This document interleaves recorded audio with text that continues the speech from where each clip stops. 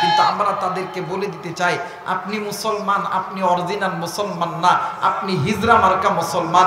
এই জন্য আপনার সামনে নবীকে গালি দিলে, কোরআনকে গালি দিলে আপনার ঘুমন্ত ঈমান কোনোদিন জাগ্রত হয় না, আরো নিদ্রার মধ্যে চলে যায়। কথা বলেন ঠিক কিনা? আমার মেয়েরা, আমার বন্ধুগণ, কিন্তু একটা কথা মনে করে রাখবেন, এই দুইটা জিনিসকে আঁকড়ে ধরতে হবে। ব্যবসায়িক জীবনে, ঘরের জীবনে, চলার জীবনে, লেখাপড়ার ক্ষেত্রে, সর্ব জায়গায় এই দুইটি জিনিসকে আঁকড়ে ধরতে হবে।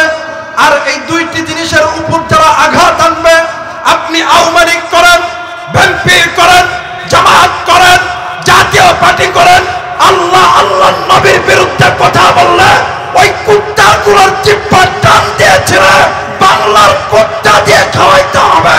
কথা বলেন ঠিক কিনা?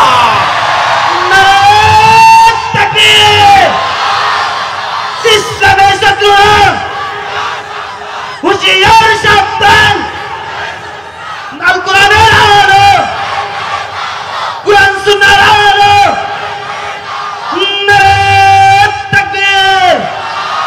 আজকে মুসলমান ধনী গরিব, ছোট বড়, কে আওয়ামী লীগ করে, বিএনপি করে, জামাত করে, জাতীয় পার্টি করে, আমরা নামে মুসলমান, আমরা নামে আল্লাহকে আল্লাহ বলে মানি, কিন্তু আমাদের ব্যবসার ভিতরে, আমাদের চাকরির ভিতরে, আমাদের ঘরের ভিতরে, আমাদের চলার ক্ষেত্রে, আমাদের ফেরার ক্ষেত্রে, আমাদের সন্তান, আমাদের ছেলে মেয়ে, মা বাবা, ভাই বোনদের জীবনে কোরআন নাই, নবী নাই। এই জন্য মুসলমান যেই জায়গায় যায় সেই জায়গায় লাঞ্ছিত। দুনিয়াতে তো লাঞ্ছিত হবেন, শুধু তাই নয়, হাসরের ময়দানেও আল্লাহর আদালতে ছাড় আপনি পাবেন। যারা বলেন পাবেন।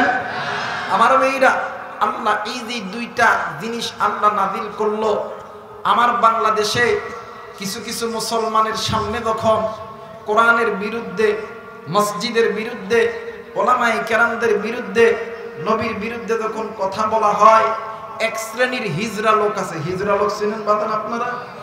আশেপাশে বাজার নাই, বাজার দেখবেন, এই বাজারে মিটে যায় দেখবেন এমন করে দেয়, এই বাবা, এই কথা হয় না। হ্যাঁ ঠিক আছে না যুবক ভাইরা?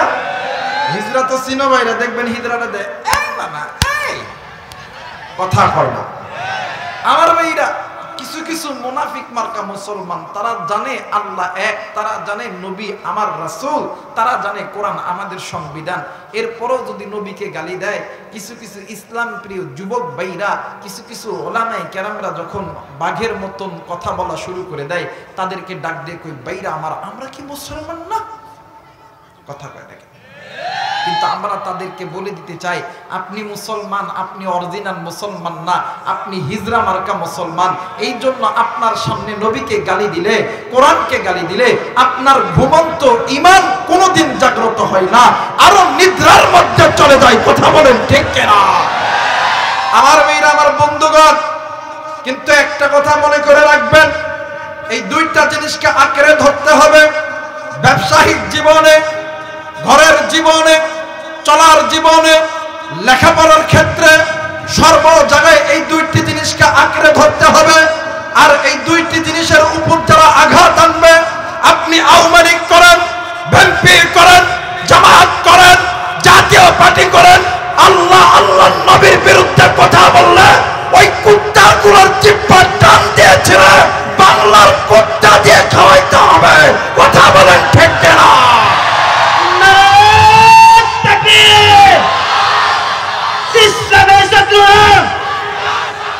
হুশিয়ার সাবধান, আল কোরআনের আলো, কোরআন সুন্নাহর আলো।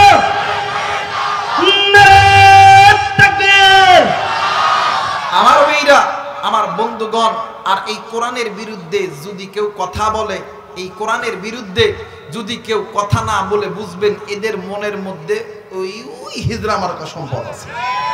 কথা হয় না কেন? আরে ভাই, আমার বাংলাদেশে হিজরা সম্প্রদায়কে ধন্যবাদ দেওয়া দরকার। এদেশের হিজরা সম্প্রদায়গুলো মসজিদ তৈরি করতেছে, তারা মাদ্রাসা তৈরি করতেছে, তারা কোরআন শিখতেছে, নামাজ আদায় করতেছে। কিন্তু আপনি আমি মুসলমান, মা বাবা,